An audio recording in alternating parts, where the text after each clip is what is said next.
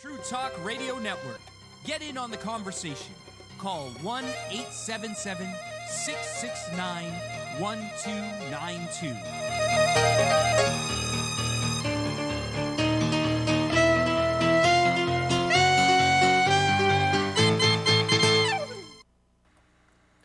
And my name is Howie Silbiger. Welcome to the Howie Silbiger Show right here on the True Talk Radio Network. So glad to be here with you. We are live streaming on Facebook. We are live streaming on YouTube. We are live streaming on TrueTalkRadio.com. And of course, we are broadcasting on the True Talk Radio Network app. So if you don't have the app, you could hear me. You can watch me, actually. Hi. You can watch me on TrueTalkRadio.com. You can watch me on the Howie Silbiger Show page on Facebook. You can watch me on the Howie Silbiger page on Facebook. And, of course, you can watch me on the Howie Silbiger channel on YouTube. So many ways that you could watch this show. So many ways you could take part in this show. Another way you could do it, another way you could take part in this show is by calling in. You can be part of the show by calling in. Numbers to call, 1-877-669-1292. That's the number to call. 1-877-669-1292. I'm Howie Silbiger. It's the Howie Silbiger Show right here on the True Talk Radio Network. So we are in the period where we are commemorating Kristallnacht. Kristallnacht, of course, was the first pogrom in Germany against the Jewish population. The first time the Germans attacked the Jews in a large scale. The Germans took the Jews and they rounded them up. They destroyed their businesses. They burned down their synagogues, and it was a terrible time for Jews in Germany in 1938. So violence spread right across the nation in November of 1938, the beginning of November 1938, and from the 10th to the 16th of November, over 25,000 men were arrested and sent to concentration camps such as Buchenwald and Dachau. A small number of women were also arrested. Conditions in the camp were horrific, and both men and women endured extreme violence. The event was widely reported around the world. Unlike the concentration camps and a lot of the other things that happened to Jews during the Holocaust, the events of Kristallnacht were reported around the world because this was unusual. It had never happened before that synagogues and people were attacked in the streets. That this kind of vicious attack on people happened within 5 days. Hundreds and hundreds and hundreds of synagogues across German-controlled lands were destroyed. Very few countries took any practical steps to save the Jews. In fact, the Evian conference that happened just after Kristallnacht, where all the European countries got together to talk about what they're going to do about the Jewish problem, as they called it, the Jewish problem, how they were going to solve this Jewish problem they had. None of these countries decided to open up their borders to take in Jews at all. So here we had a situation where Jews were in imminent danger. Imminent danger. Countries like Canada, by the way, said none is too many. That was the answer when they asked how many Jews are you going to take in to save? How many refugees are you going to take in? The answer Canada gave was none is too many. So countries like Canada that had tons and tons of room, they could have probably taken in all the Jews of Europe had they really chosen to, decided, nope, we're not taking anybody. Germany wanted to get rid of the Jews. None of the other European countries wanted to take the Jews. They kept saying, it's the Germans' problem. It's not really our problem. What do we have to worry about it? It's not my problem. It's the Germans' problem. So let the Germans worry about it. But it was everyone's problem. And it should have been everybody's problem. But it wasn't. So emigration from Germany became very difficult. A large amount of Jews in Germany became more desperate to leave as the Germans ramped up the attacks on Jews, as they ramped up the Nuremberg laws and didn't allow Jews to do a lot of things that they were allowed to do before, like hold businesses, sit on park benches, drink from water fountains, as they burned down houses and burned down businesses and took people's livelihoods and lives away, as they arrested men. Now, most of the men who were arrested on Kristallnacht were kept for 3-4 months, meaning that their families were left alone for 3-4 months, not even knowing if the father was alive or dead. Imagine this happened today. And that's the question I have for you. Do you think that it's possible for something like this to happen today? And I do. I believe that it is possible, that something like this could happen today. I strongly believe that. I strongly believe, looking at the world today and seeing the hatred that exists in the world today, I wouldn't be surprised if something like this happened to the Muslims or to the Jews. Now a lot of people told me, I made this comment last week that we have to watch out for everybody else. That we can't just sit around and hope and pray that people will be safe. We have to be proactive in making people safe. Now I used this last week, and people told me, they called me and they said to me, "Hey, Howie, what are you talking about? Why do we have to watch out for the Muslims? Let the Muslims watch out for the Muslims. So I'm a Jewish guy. What do I care about the Muslims?" So I ask you, and I ask this question sincerely: if you don't care about the Muslims, and if that's actually what you feel, that you don't care about the Muslims, and we shouldn't be caring about the Muslims, then how could you criticize, and how could anyone criticize the fact that nobody cared about the Jews during the Holocaust? If we're not going to care about oppression of other people, and we really should, and we should stand up and fight against oppression of other people, we should stand up and say no, because never again should never be a hollow statement. Never again should never be a hollow, it should never just be a statement. It should never just be something we say. Never again should mean something. And that means that never again for the Jews and never again for anybody else. That's what it means. If it means anything else, then it means nothing. So if we're talking about never again, then it's never again for the Jews and never again for everybody else. And as Jews, we have to stand up, and we have to stand up for everybody, regardless of who they are, regardless of how much they hate us. It doesn't really matter. We have to stand up, and we have to say never again. It's simple. To me, life is simple. It's black and white life in general, and this is the way it has to be. So people who tell me, "Howie, what are you talking about? How can we go and stand up for the Christians who are being slaughtered and massacred, and a genocide, a Christian genocide is happening right now in Syria. And it's been happening for the last 10 years. And nobody said a word. There has been no screaming, no rallying, no nothing for the Christians of Syria. We failed in our pledge of never again. We have failed. We are complete failures in that pledge. Because we've allowed genocides to happen. We've allowed people to be killed because of their religion. We've allowed people to be massacred. And we've sat by and done nothing. I look at these pictures that are scrolling next to me here on the screen. For those of you watching on YouTube, on Facebook, or on the True Talk Radio website, I look at these pictures scrolling next to me on the screen. The pictures that are flashing next to me on the screen, and these are pictures of synagogues, scenes from Kristallnacht in 1938. Pictures that were taken by the Nazis. And I look at this, and I think, okay, so we see the damage, and we see what's happening, and we understand that this could possibly happen again, and that this is happening to Syrian Christians. And it's happened to Christians right across the Middle East. ISIS has killed hundreds and thousands, if not millions, of Christians across the Middle East. And we've sat back, and we've said nothing.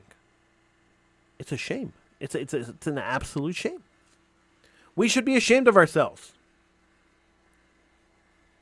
I've been talking about the Christian genocide for a long time. I bring it up on the show at least once every 3 weeks. But I don't hear very many people talking about it, and this is what really bothers me. This is what really, really bothers me. Why not? Do you agree with me that there could be a Holocaust, another Holocaust could happen imminently? That another Kristallnacht could happen tomorrow? Do you agree? 1-877-669-1292 is the number to call. 1-877-669-1292.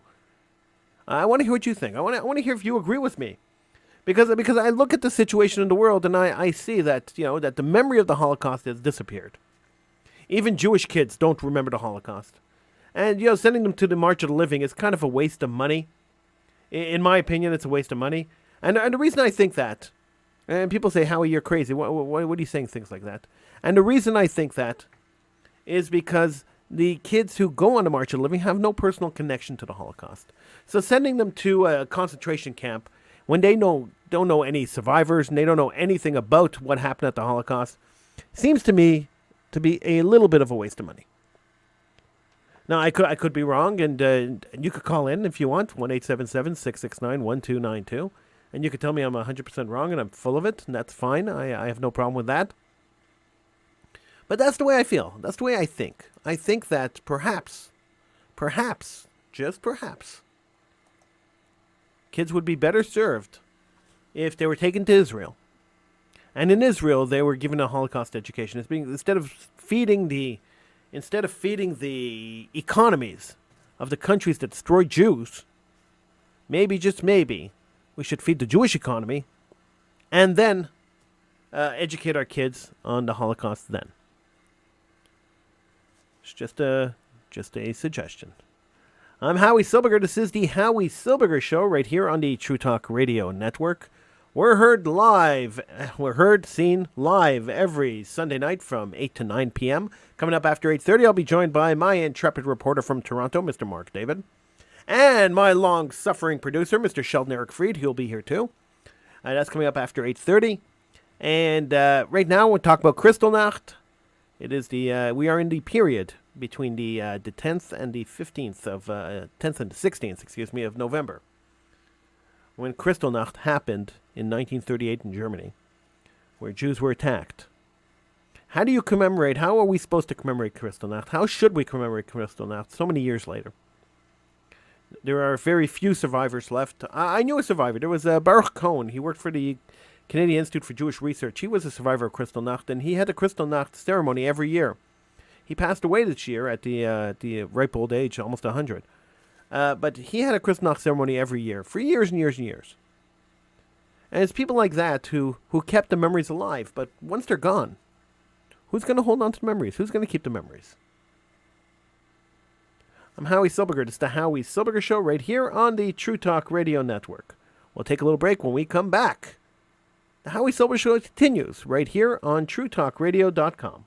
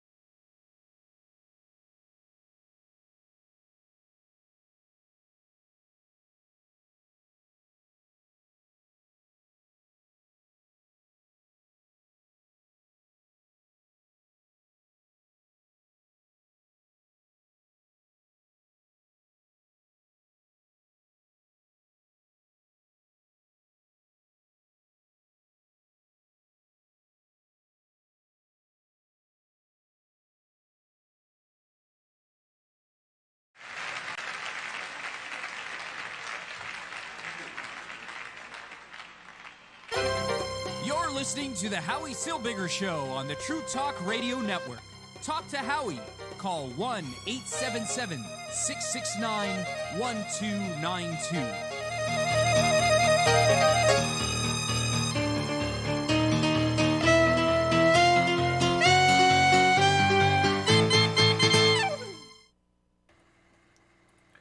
And welcome back to the Howie Silbiger Show right here on the True Talk Radio Network. My name is Howie Silbiger. We are talking about Kristallnacht. We are in the commemoration of Kristallnacht, the time period that we commemorate Kristallnacht. Kristallnacht happened between November 10th and 16th, 1938. It was the first time that Germany, first time before World War II, that Germany attacked their Jewish population in what seemed to be a random pogrom, a random attack on Jews. It wasn't so random. It was actually a well-orchestrated attack on the Jewish community of Germany and German-controlled lands, so Germany, Austria, and all the controlled lands of Germany. There were hundreds and hundreds and hundreds of synagogues that were destroyed. 25,000 men were arrested and sent to concentration camps. Women were arrested too. People were broken. People were beaten up. Very few countries stepped in to save the Jewish population of Germany. Very, very few. The Jewish population, kids at least, were saved by a privately financed transport for kids called the Kindertransport. It wasn't through the British government, but it was privately financed transport that allowed about 10,000 Jewish kids to get out of Germany. And they went to England, and then from England they went elsewhere. They didn't stay in England. England told the people who imported these Jewish children, yeah, okay, you could bring them into the country, but they can't stay. You have a time limit on how long they could stay, and then they must go. Because for every country, none was too many. Canada said it blatantly, but it was the same situation everywhere. Every country had the exact same reaction to Jewish refugees. Now I'm wondering if that happened today, and there was a genocide happening, as there was for Christians in Syria, as there still is for Christians in Syria, and the Christians try fleeing Syria, how many countries would allow the Christians into their country? Are we watching history repeat itself? I think to a certain extent we are. Maybe not to the same degree as the Holocaust, but we are watching history kind of repeat itself. It's kind of scary, if you ask me. You want to get on the conversation? It's quite easy. The number to call, 1-877-669-1292. That's 1-877-669-1292. That's the number to call to get in on the conversation here on the Howie Silbiger Show, right here on the True Talk Radio Network. We're commemorating Kristallnacht, the night of the fallen glass. The night where Germany started their attacks, their physical attacks on the Jewish population. And I find it fascinating that there are still people out there who deny that the Holocaust happened. There are still people out there saying that the Holocaust is not true, that this never happened. And I find it fascinating, absolutely mind-bogglingly fascinating, that these people exist. And to a certain extent are taken seriously. Remember years ago, David Irving, he was one of the biggest Holocaust deniers of the 1980s and 90s. And yes, I remember that far back. And I remember David Irving, he came to Montreal to speak at Concordia University in the early 90s. Concordia University had a policy. They let anybody speak on campus, unless it was Bibi Netanyahu. Everybody else could speak on campus. So at Concordia, David Irving showed up to speak on campus. And of course, I attended his speech, because how could I not attend the speech of a preeminent Holocaust denier? I mean, I wouldn't miss it for the world. It didn't matter what was going on that night. I was going to be at that speech. And I went out and I heard what David Irving had to say, how the gas chambers never happened, how the crematorias were faked by the Allies, how the Holocaust is just a big hoax. And I saw, this was maybe 91, 92. I saw with my own eyes, and this is not hearsay, This is not third-hand information. This is something I saw. I saw Concordia University students applauding the denial of the Holocaust. And I watched this, and I watched it with terror. I'm a descendant of Holocaust survivors. I heard firsthand many of the horrors of the Holocaust. And I saw Holocaust denial firsthand. A couple of years later, there was a school teacher out west, I think it was in Alberta, who was teaching his history class, his high school history class. The Holocaust never happened. His name was Jim Keekstra. And I had the unique opportunity to meet Jim Keekstra when he once again was invited to speak in Montreal.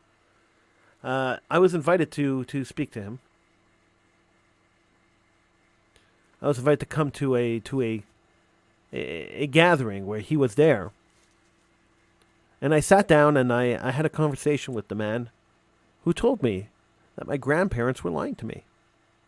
Who told me that they were brainwashed by the Zionist leadership, who wanted to use the world and hold the world hostage to force the world to create the State of Israel. And this is why the Holocaust hoax was created, he tells me. I looked at him like he was insane, and I said, I saw the tattoo on my grandfather's arm. I saw the tattoo on many men's arms. Many survivors' arms. I worked for the Shoah Foundation, videotaping survivors' testimonies. I heard the stories of hundreds and hundreds of survivors. I heard them talking. I heard their story. And you're telling me that this never happened? You're telling me that this is all fake? So how many survivors have you ever met? He just ignored my question and moved on to the next person. Because that's what happens when you confront a Holocaust denier with fact. That's what happens. They don't want to argue fact with you because there is no argument. They can't argue fact with you because they're full of it. Not full of fact. They're full of bunk. So they can't argue fact with you. So what do? They just ignore you. They ignore your question. They walk away. They don't even want to talk to you. They don't even want to have anything to do with you. I tried getting around and talking to him again, but he refused to even acknowledge me after that. That's what it is. Holocaust deniers are cowards. They're attacking the dead. Anybody who attacks the dead is a coward. A bloody coward. That's what they are. But unfortunately, the uneducated masses, and we've dumbed down education to a point where the masses are uneducated. Their history class is a joke. The uneducated masses hear some charismatic person with a good resume giving a speech. And then suddenly, whatever that person says is truth. They hear it on television, they see it on the radio, they see it on the radio, they hear it on the radio, see it on television. And suddenly whatever they see or hear is the truth. We're living in a crazy society. We're living in a crazy world. A crazy, uneducated world. A world where even if the truth is out there, even if people hear the truth and want to know the truth, they ignore it. Absolutely ignore it. All right, we got a call. Let's go to the caller. Hi, caller. Welcome to the program. Hi, Howie. How are you? Good, thank God. How are you? Who's this? This is Tally S. Hey, Tally. How are you? Good. I was watching you live on Facebook, and I had a little bit of input. And ironically, when you mentioned that you used to do the the video, take the videos of the testimonies of survivors for the Shoah Foundation. So when I came back from Birthright, I volunteered to the same foundation to actually transcribe the videos and find dates and places to help match survivors. Like they created a database with all this data. Right. And so many people can't be all simultaneously hallucinating and making it up. Like you see real fear in their eyes when they talk about it. I know my grandparents and my grandmother refused to talk. Well, she talked about it to us, but when the Shoah Foundation, when I approached her and I said, "Hey, let me record your testimony," my grandfather said, "Okay." My grandmother didn't want to, and she says, "I can't." When they realize what it's for, the few that came forward to help a lot of people find their families, people that were in DP camps and all over the place. Nobody knew who was alive, who wasn't. Yeah. It helped put a lot of people together. Everybody can't be all coming up together in one big massive conspiracy. It's a lot easier to believe that Hitler actually got away with almost with doing what he did. Isn't it crazy? Isn't it crazy that people believe this? That people actually believe this? And in Concordia, when I was there, when I was studying Concordia, we had the same issue. There were so many people that were convinced that this is all a big Zionist propaganda. And Tally, I was at Concordia 20 years ago, and I'm back in Concordia now. I'm just finishing off another degree at Concordia, and right. about 25 years or 24, 25 years ago, I went to see Louis Farrakhan at Concordia. He came in to speak, and he spoke at Concordia, and I went to see him. It was me. I think Rabbi Pupko was with me. It was me, Rabbi Pupko, Frederick Krantz from the Canadian Institute for Jewish Research, and one other guy. There were 4 white guys in the room full of black people going to hear Louis Farrakhan. And before Louis Farrakhan, he had a right-hand man named Khalid Mohammed. And he's died since then, thank God. But Khalid Mohammed. And Khalid Mohammed got up and he spoke before Louis Farrakhan. And he said, "I see some crackers in the audience. And, if you guys start up with us, we're going to come and crack your heads, right?" And, that doesn't deter me. I don't care. But then he continued with, he says, "You know what? The crackers come out here to hear our speeches," he says, because they want to hear, because they want to counter the truth. And I'll never forget this because this just stuck with me. It's 25 years later. I still remember it. He says they want to counter the truth. He says, and the truth is that the Holocaust never happened, and the Jews created the Holocaust in order to create the state of Israel to oppress the black people. So there you go. It's so ridiculous. Conspiracy theories everywhere. And anybody that ever spoke to a survivor, you see every single survivor got matching tattoos just coincidentally, they all had the same handwriting. How do they pull that off?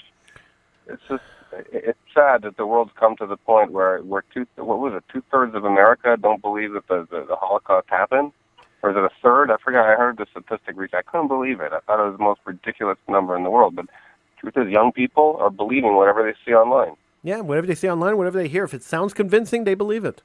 It's crazy. Remember they had an issue with a Google search result once came up that somebody did some kind of search engine optimization to push this page for promoting Holocaust denial, and they made a big stink out of it, and they actually reached out to Google and had to manually penalize the site because they used some kind of technique to push that answer up there all the way to the top.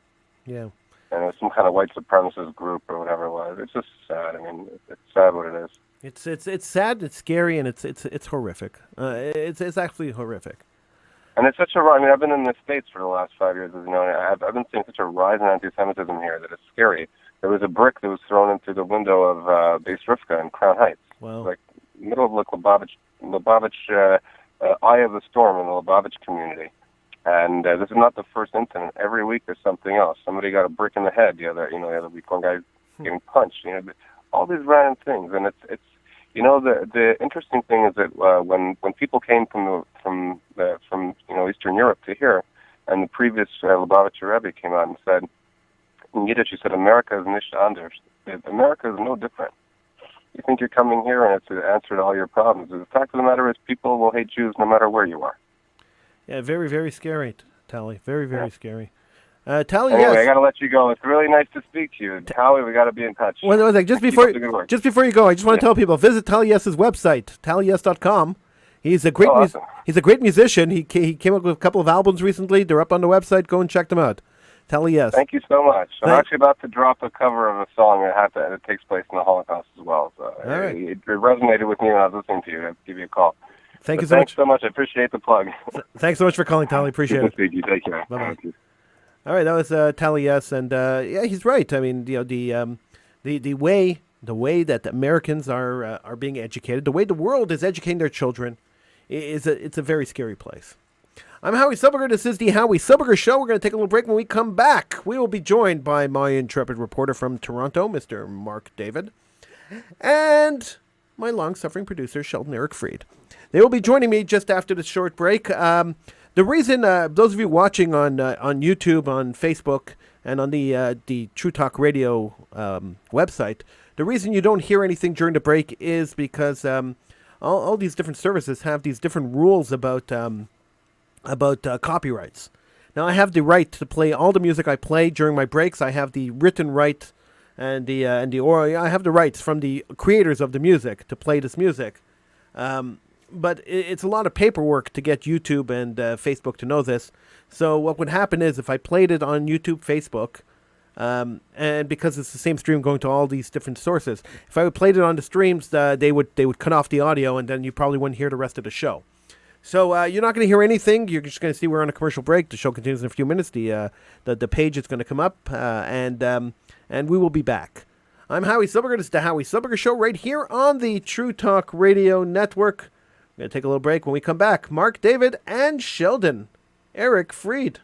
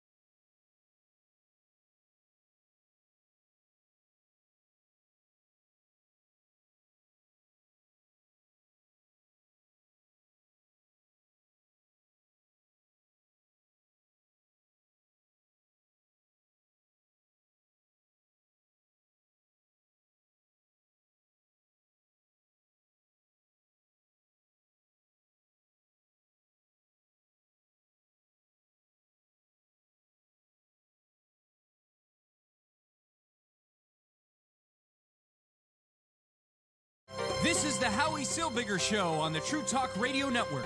Call 1-877-669-1292.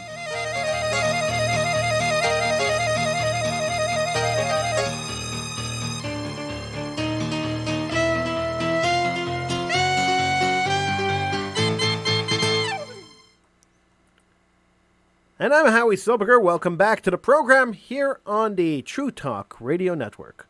My name is Howie Silbiger. This is the Howie Silbiger Show. We're heard live 3 nights a week, Sundays from 8 to 9 p.m., on Tuesdays from 10 to 11 p.m., and then again at midnight, and then on Thursdays from 10 to 11 p.m.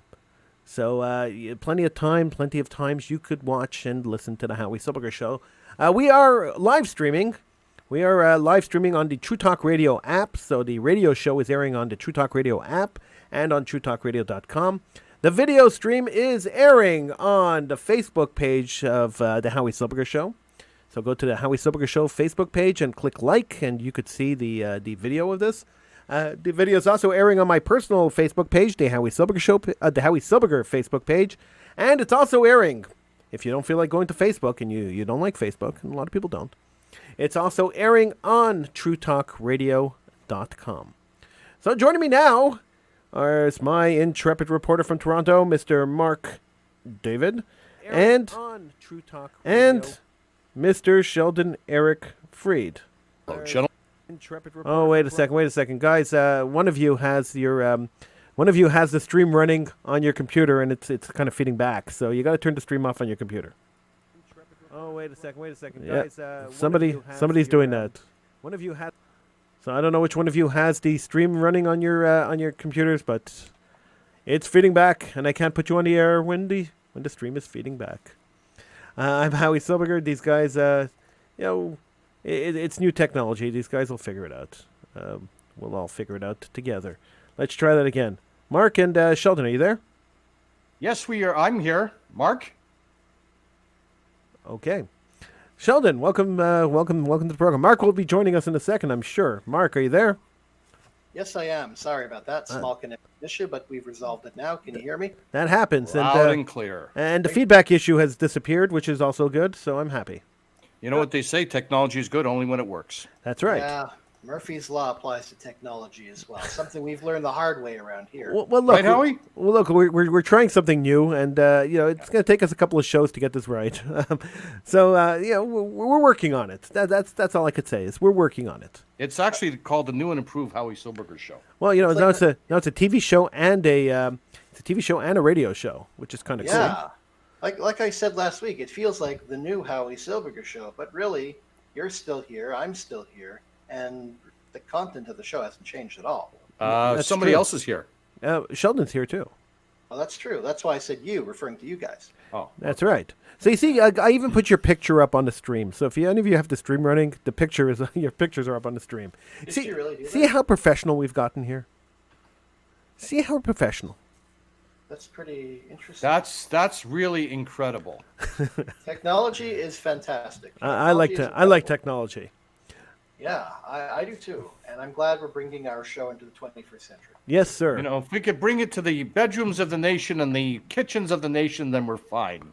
Well, now we have a greater chance, not a bigger chance, but a greater chance of bringing the show to a lot more people.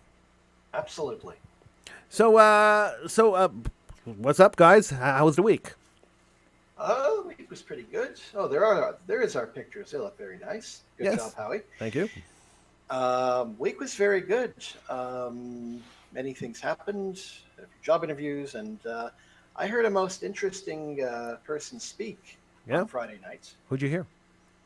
His name was Rami Sherman, and that name may be familiar to some of our listeners, and we can even say viewers now, because he was involved in Operation Entebbe, also known as Operation Thunderbolts. So he went with Yoni Netanyahu down to save the Jews who were hijacked.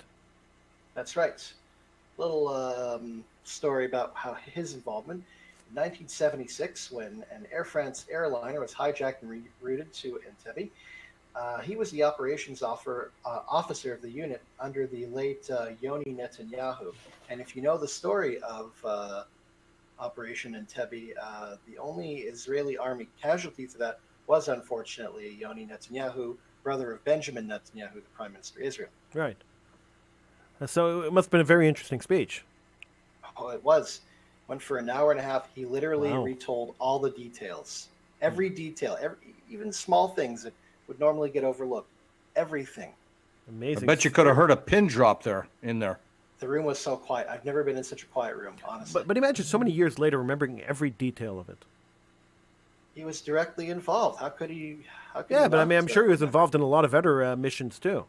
He was, but this was a particularly big one. Yeah, it's true. Yeah. Sheldon, So he spoke to us? Sheldon, how was your week? Hectic, but okay. All right, cool. Yeah, hectic, but okay. Just a lot of things that I'm working on right now. So, trying to do a couple of actually commercial auditions. Oh, Oh, nice. nice. So I'll let you know how that's working out. And Please do. a couple of people in the States, in LA, and one agency out of the UK. Cool. So I'm trying to do 2 auditions with them, and yeah. You're going global, Sheldon. Well, I'm trying to, like with the help of you guys and some great radio shows, and I'm doing stuff commercially locally now. So I'm trying to expand different projects and try to participate in different projects. So I've been getting like I had a 16-hour day on Friday and Wow. last Thursday. Wow. So it was really So it was really a lot of things because I had to deal with different time zone issues. Oh, I know that. Believe me, when I was a journalist, I sometimes had to interview people from different countries. I remember once I had to stay after work. Normally I'd finish at 5, where I interviewed the Chief Technology Officer of the Australian government, Mr. John Sheridan. Nice guy, by the way. And we talked about, at that point, this was 2015, their new content management system for the Australian government's other services. That sounds like an exciting interview. It was. Another time I had to stay behind to speak with a company in Israel. I don't know if you guys are aware, Israel has a very big tech sector, and I was the editor of a tech magazine at that time. And we were speaking to a company called 40 Cloud. They're a cloud computing services company. Sort of at that point, they were pretty new on the scene, but I think they've expanded ever since. Spoke with their 2 co-founders about something new they had introduced at the time. It was a pretty interesting interview. Very I cool. like that I was Jewish. Very, very cool. Wow. Yeah. Yeah. Excellent. All right, so we're running up against the clock. So, Mark, do you have a on the mark? You better believe I do. All right, so let's hear it. Yes. You gonna cue me in, or do I got to do my own music? You got to do your own music again because I liked the way you did that last time. All right. Came off the cuff last time. It'll be the same. Hey, Sheldon, thing don't you like the way Mark does his own music? I love the way he does his own music. Talk about improvisation. Yeah. Mark is amazing at this. The Amazing. truth is, I Amazing. took improv classes, and I think it's helped my broadcasting. It sure does. I figured if they could do it on Whose Line Is It Anyway, I could do it too. And so the classes we took involved games very similar to the ones that play on that show. You got yourself out of a few pickles in your day, Mark. Oh, yes, I have. All right, Mark, The let's improv classes helped. let's hear your intro, and then you're on the mark. Dun, dun, Oh, that was a good cough. Ooh. This is On the Mark for November 10th, 2019. I'm Mark David, and here comes the news. Yes. Now, as everyone knows, on this radio program, it's our job to bring you the bald-faced truth about everything. The That mandate- whoa, one sec. The bald-faced truth? Yes. I thought it was the bold-faced truth. That's what I thought too. You know, isn't I've heard that like a font thing, like bold-face? I've heard both used. You can look it up, but in this case, the bald-faced All right, truth, well, we'll go with the bald-face. Why not? Sure. plain and the truth about everything. I think we can agree on that. Okay. And that mandate also applies to this newscast. So without further ado, here is a story that presents the bald-faced truth. All right. The Mirror reports that people who work longer hours are more likely to go bald. This is according to a study conducted in South Korea, the results of which determined that those who work for 52 or more hours per week are more likely to experience baldness. Sheldon, that's This what is happened due- to you, right? That sums me up in a T, guys. So it's true. It doesn't just apply to people in Oh, South absolutely. Korea. No. We know it's It's true. Look at perfect. Sheldon. Trying to imagine a picture of Sheldon from like the 80s, and A big afro. I had a I Jew did fro have one an afro. In my high school yearbook, I had an afro. Oh, we got to see I that. had We got to put that I had picture a up one Jew day. fro when I was younger. In my high school yearbook, I had a Jew fro as well. One point. I didn't get a haircut for 6 months for no reason. Anyway, Well, I had it in a vault. Nobody's seeing it so fast. Anyway, so people who work more than 52 hours a week are more likely to experience baldness, and this is due to the larger amounts of stress associated with it working extended hours. And Sheldon, I'm sure you can speak to that as well. Oh, yeah. Academics from the Sung Kyun Kwan University School of Medicine in South Korea studied thousands of men between the ages of 20 and 59 over a 4-year period to conduct the research, but did not include any women in the study. If Interesting. you want to keep your hairline intact, keep the Goodbye, overtime. Sinead O'Connor. Yeah, that's right. But I think that was voluntary. So the moral story is, if you want to keep your hairline intact, keep the overtime to a minimum. Otherwise, it's hair today, gone tomorrow. Oh my gosh. All right. We'll survive that one. All right. Let's move on. Let's see if you'll survive this. Yeah. Speaking of stress, it will soon be exam time for students at universities around the world. The last-minute cramming takes its toll on thousands of students per year, and schools are doing everything they can to help students beat the stress and pass their exams. Stress creates a grave situation for students, but one school has come up with a unique solution.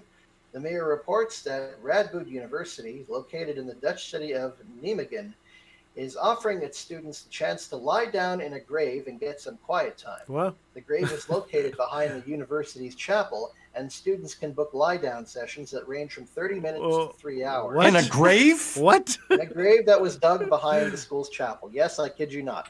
I thought that was the after effects of these exams. Wow. It's a grave situation, folks. Oh. How on earth they- One sec. Yes. Yes. I'm trying to understand this.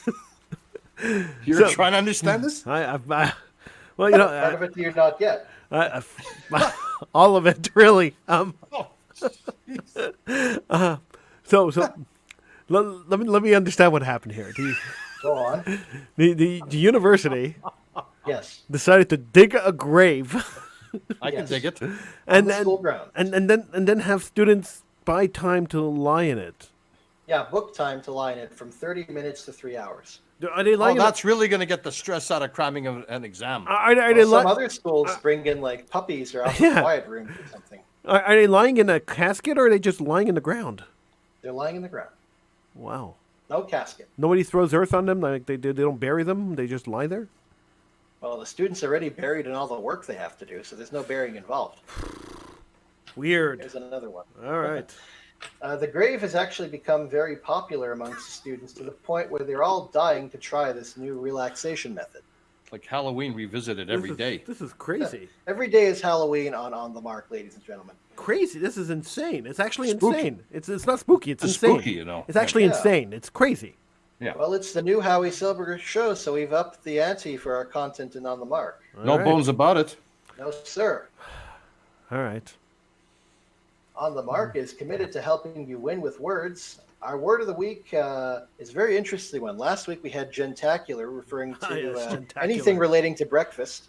This Life week's is word gentacular. sounds like it's made up, but I guarantee you it's a real word. And we can thank the good folks at QI on Twitter for supplying us with this. Our word of the week is fart knocker. Fart Huh? knocker. Fart knocker. It actually has a Oh, meaning, yeah. believe it or not. Yeah. What's It the meaning of means fart someone- knocker? Well, Fart it's knocker. interesting. A fart knocker is someone who does not know what they're talking about. Oh, I thought he knocked it out of the park. Some people have that ability, unfortunately. You're not Fart kidding. fart knocker. Somebody who doesn't know what they're talking about. Like, could you use that in a sentence, Mark? Yes. Please. I was once in a class with a very ill-advised teacher who really didn't know anything about the subject matter, and he was quite the fart knocker. Okay. I find a lot of don't you find a lot of politicians, a lot of fart knockers? Yep. Yeah, I find that sometimes us on the show are fart knockers. Yeah. No, never. We're too intelligent for that. Us were fine, but some politicians, some people in the public eye, real fart knockers. Yeah, that's true. That's true. Yeah. That's interesting. Okay. Yes, and we also can't forget our random.org random 5-digit number of the week, which is 68708. That number could come in handy in some way, so write it down and don't forget it. That number again is 68708. 708. Yes, 68708. Sheldon, you playing the lottery this week? 68708? I should. You really should. I really Write should. that down or listen back to the show once we get the recording up and available. That's it for this week. Until next time, this is Mark David wishing you good night and good news. Good night and good news. I like that. Yeah. I like that a lot, yeah. I really like that. I mean, I like that better than... Sure beats the students lying in the grave trying to cram for exams. Like who the hell does that? Like, why would you do that? Why would anybody do that? Look, I went to university. You guys went to university. We're still in university. I'm still in university. And when you study, when it's exam time, what do? You just study? Do you do anything to relax? I don't lie down in a grave. That's for sure not. You know what I actually do to relieve the stress? Believe it or not, I listen to music. That's something I did because when I had the books open, like high school and whatnot, if I didn't have music playing on like the radio or whatever, I'd fall asleep because I just get so bored. So the music kept me awake. That's exactly it. And especially if you're studying all these long hours, at least listen to something that'll keep your mind active. Yeah, and then the music will get you engaged in the reading, like you psych yourself up and everything. And that really helped me a lot. It helped me a great deal as well. I probably would have fallen asleep and not gotten any work done if I didn't have some music playing. You guys are such fart And you would have said it. You would have said to some of the teachers, Mark, that they were a bunch of fart knockers. Exactly. Or they would have said that about me when they saw my exam. Oh. Well, gentlemen, I see by the time on the wall. Yes. That's time to bid you one and all. So long. Farewell. Adieu. That's it already? Wow. Do you remember? Does anyone know where that came from? So long, farewell, Avita Zane. That's the Sound of Music. No. I see by the clock on the wall that it's time to bid you one and all. Goodbye, farewell, adieu. À la prochaine, goodbye until we meet again. Do you know where that came from? Yes, the Howie Silbiger show. No. On Sunday, November 10th. No.